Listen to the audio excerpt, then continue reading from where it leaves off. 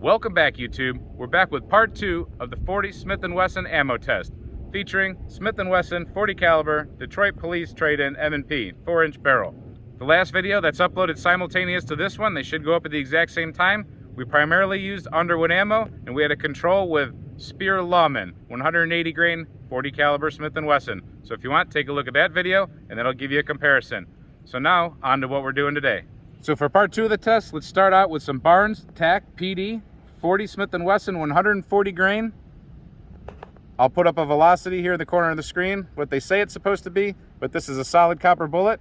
Let's see how it goes. Barnes solid copper. We're 5 feet away from the chronograph.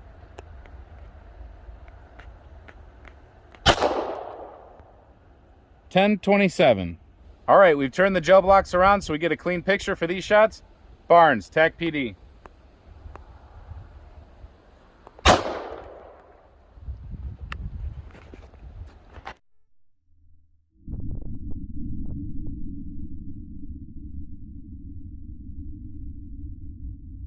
All right, let's see what we got. Beautiful entrance wound. Nice twisting cavitation there. Bullet opened up beautiful, like solid coppers always do. Nasty, nasty stuff. All right, next up is Critical Duty by Hornady. This is a 175 grain flex lock, and it's traveling at their advertised muzzle velocity of 10 feet per second. This has got the little red plug in it. Supposed to be a little bit barrier blind. We tested this in one of our previous videos, and it smoked one of these 20-inch blocks, so let's see what it does today. Let's get a velocity on the Critical Duty.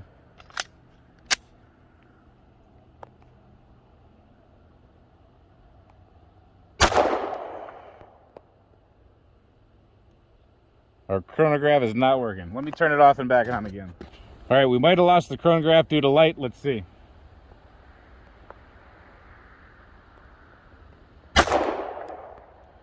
.1046. All right, 5 feet away, Critical Duty.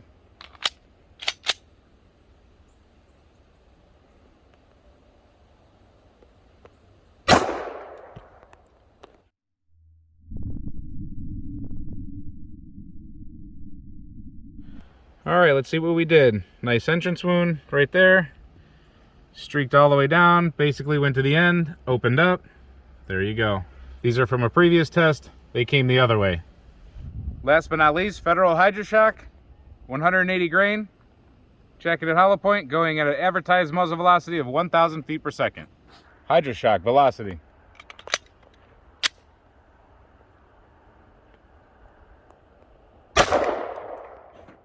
.957. All right, Federal Hydroshock.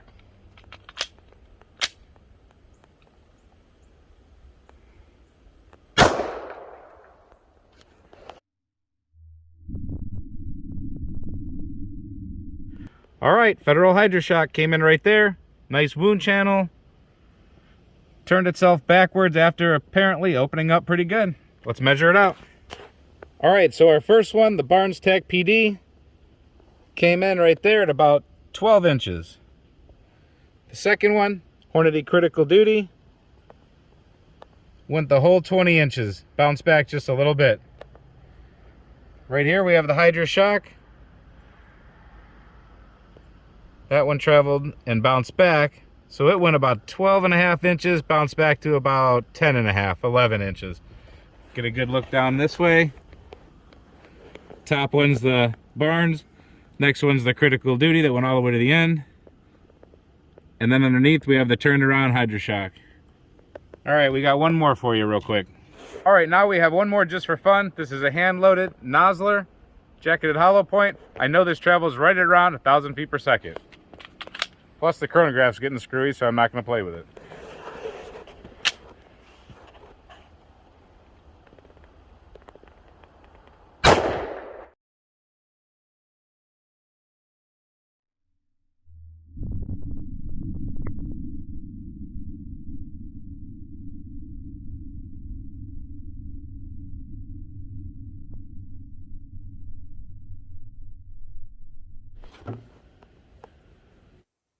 At this point, I realized I made some sort of a pretty serious error.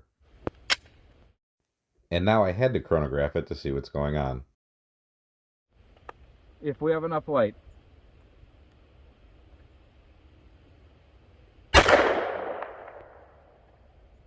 Well, holy crap, 1350. Well, that explains a lot. So 2 errors happened here. Number 1, I grabbed 2 bullets from the wrong batch of bullets. Those were not 1,000 feet per second. Those were actually pretty hot loads that I had loaded up to 1,250 feet per second. The second error that I made was actually a major error, and one that you can learn from. Not only did I grab 2 bullets from the wrong batch, I grabbed 2 bullets that were supposed to be set off to the side to be pulled down and remade. When changing seating dies out on my machine, sometimes you have a few bullets that are made set down a little bit too deep as you're adjusting, and those are throwaways or remakes that you just have to pull apart and redo. I actually hadn't decided if they were throwaways yet. They were seated a little bit deeper than normal, and they were actually compressing the powder. I was going to think about it a little bit, but I should have separated them more because I quit thinking and I accidentally did it. So this is definitely beyond redlining a .40 caliber load. Okay, so that thing traveling at 1350 just explodes on impact. You can just see right there, oh my god. That thing just completely destroyed itself.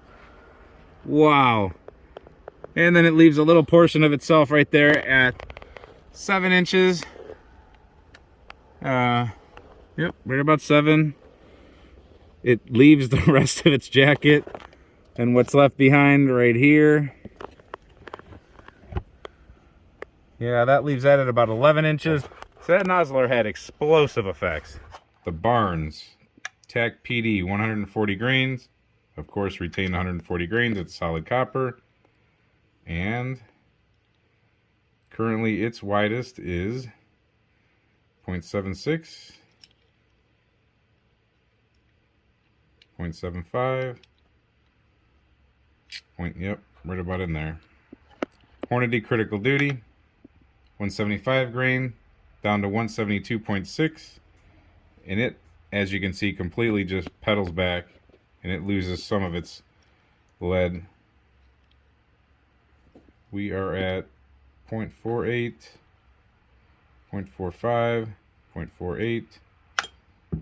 So not that impressive of retained expansion out of the Critical Duty.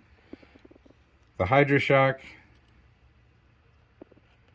0.66, 0.63, 0.62. It started off as a 180 grain, and it's still a 180 grain. Now the really crazy one was the Nosler that we shot, and that started out as a 150 grain, and what's left of it is 94 grains. At its widest point, 0.58,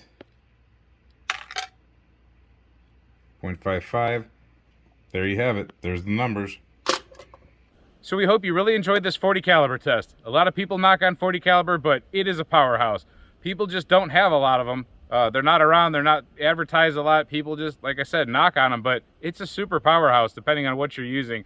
All these bullets I would not want to get hit by, including that Nosler that just explodes on impact.